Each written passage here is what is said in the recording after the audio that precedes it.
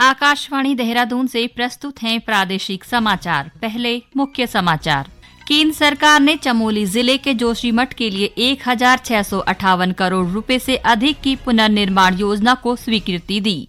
मुख्यमंत्री पुष्कर सिंह धामी ने कहा, तकनीकी का प्रयोग आपदा से होने वाले प्रतिकूल प्रभाव को कम करने में सहायक। रुद्रप्रयाग और अल्मोड़ा जिले के विभिन्न उद्योग समूहों ने राज्य में 1000 करोड़ रुपए से ज्यादा का निवेश करने पर सहमति जताई। और मुख्यमंत्री पुष्कर सिंह धामी ने राज्य के विकास में महिलाओं की भूमिका महत्वपूर्ण बताई। कहा, मातृशक्ति के सहयोग से ही राष्ट्र का संपूर्ण विकास संभव है।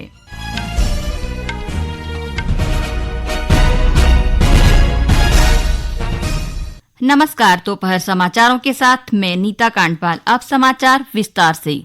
केंद्र सरकार ने जमीन धंसने और भूस्खलन से प्रभावित जोशीमठ की पुनर्निर्माण योजना के लिए 1658 करोड़ रुपए की मंजूरी दी है। केंद्रीय गृह मंत्री अमित शाह ने अध्यक्षता में एक उच्च स्तरीय समिति ने योजना को स्वीकृति दी। योजना के अंतर्गत राष्ट्रीय आपदा राहत कोष के पुनर्निर्माण अंश से लगभग 1080 करोड़ रुपए की केंद्रीय सहायता दी जाएगी। उत्तराखंड सरकार राज्य आपदा राहत कोष से 126 करोड़ रुपए सहायता देगी। राज्य सरकार अपने बजट से लगभग 452 करोड़ रुपए भी प्रदान करेगी। एक वक्तव्य में गृह मंत्रालय ने कहा कि श्रेष्ठ अभ्यासों, बेहतर निर्माण सिद्धांतों और सतत पहलों का पालन करने के साथ 3 वर्ष में जोशीमठ के लिए पुनर्निर्माण योजना कार्यान्वित की जाएगी। इस घटना के बाद केंद्र सरकार ने राज्य सरकार को सभी आवश्यक प्रौद्योगिकी और अन्य सहायता दी है। सभी प्रौद्योगिकी एजेंसियों ने काम शुरू कर दिया है। इन एजेंसियों ने जोशीमठ की पुनर्निर्माण योजना तैयार करने में उत्तराखंड सरकार की मदद की। मुख्यमंत्री पुष्कर सिंह धामी ने कहा कि तकनीकी के उपयोग से आपदा की समय से पहले पहचान कर इससे होने वाले प्रतिकूल प्रभाव को कम किया जा सकता है। वे देहरादून में आयोजित वैश्विक आपदा प्रबंधन सम्मेलन के अवसर पर आयोजित सांस्कृतिक संध्या में बोल रहे थे। उन्होंने कहा कि राज्य सरकार ने तकनीकी की मदद से सक्रिय दृष्टिकोण को अपनाते हुए आपदाओं से होने वाले नुकसान को कम करने का प्रयास किया है। इस मौके पर आयोजित कार्यक्रम में उपस्थित सभी लोगों ने पर्यावरण संरक्षण और पर्यावरण के अनुरूप जीवन शैली अपनाते हुए दैनिक जीवन में पर्यावरण प्रभावों के प्रति समाज में जन जागरूकता के प्रयासों की शपथ भी ली। इससे पहले विश्व आपदा प्रबंधन सम्मेलन के पहले सत्र में कल हिमालय में लचीलापन तथा सतत विकास पर वैज्ञानिकों और विशेषज्ञों ने विचार व्यक्त किए। वहीं दूसरे सत्र में आपदा के प्रभाव को कम करने के लिए वैश्विक स्तर तक क्षमता निर्माण पर चर्चा की गई। प्रधानमंत्री नरेंद्र मोदी आज दुबई में संयुक्त राष्ट्र सम्मेलन को संबोधित करेंगे। यह आयोजन महत्वपूर्ण जलवायु मुद्दों पर चर्चा का मंच उपलब्ध कराएगा। श्री मोदी इस सम्मेलन में भाग लेने के लिए 2 दिन की संयुक्त अरब अमीरात की यात्रा पर देर रात दुबई पहुंचे। COP28 विश्व नेताओं का महत्वपूर्ण मंच है। ये जलवायु परिवर्तन से निपटने और पेरिस समझौते के तहत हुई प्रगति का आकलन करने के लिए प्रतिबद्ध है। इसका उद्देश्य जलवायु परिवर्तन संकट से निपटने के लिए कार्यनीतिक रूपरेखा तैयार करना है।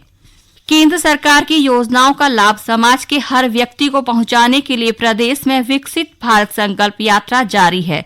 इसी क्रम में टिहरी के प्रभारी मंत्री प्रेमचंद्र अग्रवाल ने राजकीय प्रताप इंटर कॉलेज के प्रांगण से विकसित भारत संकल्प यात्रा को हरी झंडी दिखाकर जिले के विभिन्न विकास खंडों के लिए रवाना किया। इस मौके पर उन्होंने कहा कि इस यात्रा का उद्देश्य कल्याणकारी योजनाओं से वंचित रह गए लोगों को लाभ पहुंचाना है। इधर देहरादून के जनजातीय क्षेत्र चक्राता में विकसित भारत संकल्प यात्रा का लोगों ने उत्साह के साथ स्वागत किया। इस दौरान लोगों को विकसित भारत की संकल्प भी दिलाई गई।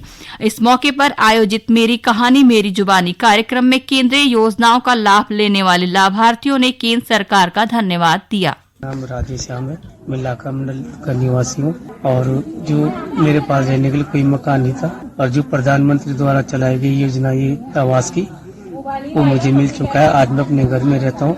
मैं माननीय प्रधान जी का आभारी भी हूँ। और मैं एक आजीविका मिशन से जुड़ी हूँ। मेरा नाम अल्पना कुमार है, लाखा मंडल से हूँ। मैं लखपति कैसे बनी, मैं एक गरीब महिला थी।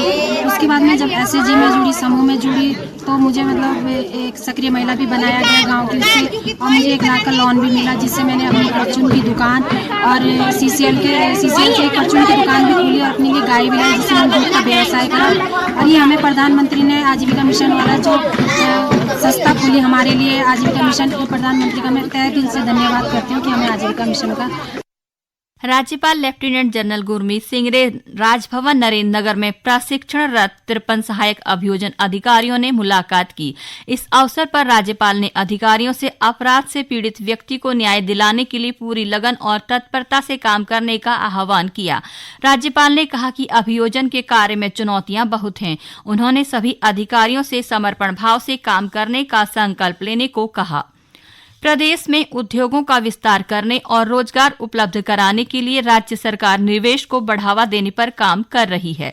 इसके लिए आगामी 8 और 9 दिसंबर को देहरादून में वैश्विक निवेशक सम्मेलन आयोजित किया जा रहा है। इस बड़े आयोजन से पहले राज्य के सभी जिलों में भी मिनी निवेशक सम्मेलन आयोजित किए जा रहे हैं। इसी क्रम में रुद्रप्रयाग और अल्मोड़ा में जिला स्तरीय निवेशक सम्मेलन का आयोजन किया गया।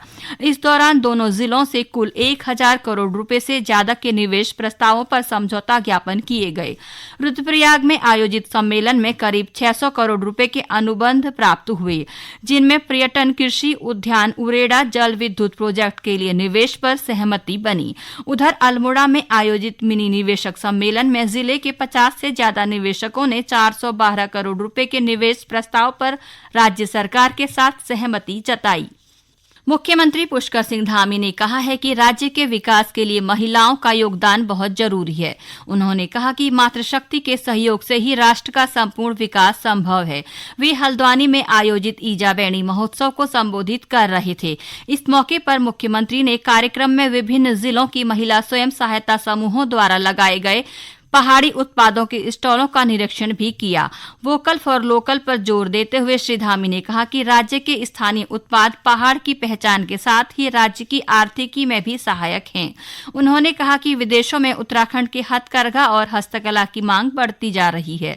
श्री धामी ने बताया कि राज्य सरकार प्रदेश की कलाओं का संरक्षण और संवर्धन कर उन्हें बेहतर ब्रांडिंग और मार्केटिंग उपलब्ध कराने पर भी कार्य कर रही है। महोत्सव में महिला सशक्तिकरण एवं बाल विकास मंत्री रेखा आर्या ने महिला समूहों और महिला हित के लिए केंद्र और राज्य सरकार द्वारा चलाई जा रही योजनाओं के बारे में जानकारी दी। उन्होंने बताया कि प्रदेश में नंदा गौरा योजना की आवेदन तिथि को 20 दिसंबर तक बढ़ा दिया गया है। जनजातियों के लिए गुणवत्तापूर्ण शिक्षा सुनिश्चित करने के लिए केंद्र सरकार राज्यों के साथ मिलकर कई योजनाएं चला रही है। एकलव्य आदर्श आवासीय विद्यालय इस दिशा में बड़ी पहल है। जनजातीय कार्य मंत्री अर्जुन मुंडा ने कल आकाशवाणी समाचार से विशेष बातचीत में कहा कि देश भर में 740 अतिरिक्त एकलव्य विद्यालय खोलने की मंजूरी दी गई है। श्री मुंडा ने यह भी बताया कि इन विद्यालयों का बजट 278 करोड़ रुपए से बढ़ाकर 2000 करोड़ रुपए कर दिया गया है। हमने 2014 के बाद लगातार महसूस करते हुए एक नई योजना का आदरणीय नरेंद्र भाई मोदी के नेतृत्व में प्रारंभ किया, जिसमें हमने ये सुनिश्चित किया कि एकलव्य आदर्श आवासीय विद्यालय इसकी संख्या बढ़ाई जाए, ब्लॉक लेवल तक ले जाया जाए और वैसे आबादी वाले क्षेत्र में जहां बाहुलता है वैसे इस ब्लॉक में स्कूल खोले जाए और ऐसे कुल मिलाकर के अब 740 स्थानों पर विद्यालय प्रारंभ हो, इसकी स्वीकृति दी गई है। चमोली स्थित सिखों के प्रसिद्ध तीर्थ स्थल हेमकुंड साहिब में चल रहे अवस्थापना विकास कार्यों का गुणवत्ता का विशेष ध्यान रखते हुए प्राथमिकता के साथ पूरा करने को कहा गया। जिलाधिकारी हिमांशु खुराना ने वीडियो कॉन्फ्रेंसिंग के माध्यम से निर्माण कार्यों की समीक्षा करते हुए यात्रा मार्ग पर सभी काम तय समय पर पूरा करने को कहा। उन्होंने पुलना से भ्यूंडार तक मोटर मार्ग निर्माण के लिए प्रस्तावित आंगणन के साथ ही भ्यूंडार में पार्किंग, घोड़ा पड़ाव, सामुदायिक शौचालय और अन्य जरूरी व्यवस्थाओं के लिए संयुक्त योजना बनाने को कहा। इस दौरान श्री खुराना ने जिला आपदा प्रबंधन अधिकारी को पुलना से आधा किलोमीटर पहले लक्ष्मण गंगा से हो रहे भूदसाव के उपचार के लिए IIT रुड़की से जांच कराने के बाद आपदा न्यूनीकरण प्रस्ताव उपलब्ध कराने को कहा। अंत में मुख्य समाचार एक बार फिर।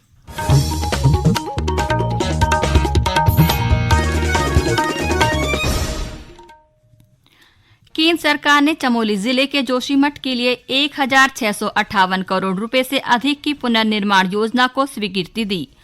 मुख्यमंत्री पुष्कर सिंह धामी ने कहा, तकनीकी का प्रयोग आपदा से होने वाले प्रतिकूल प्रभाव को कम करने में सहायक। रुद्रप्रयाग और अल्मोड़ा जिले के विभिन्न उद्योग समूहों ने राज्य में 1000 करोड़ रुपए से ज्यादा का निवेश करने पर सहमति जताई और मुख्यमंत्री पुष्कर सिंह धामी ने राज्य के विकास में महिलाओं की भूमिका महत्वपूर्ण बताई।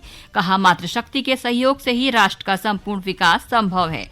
इसके साथ ही प्रादेशिक समाचार का ये बुलेटिन समाप्त हुआ। नमस्कार।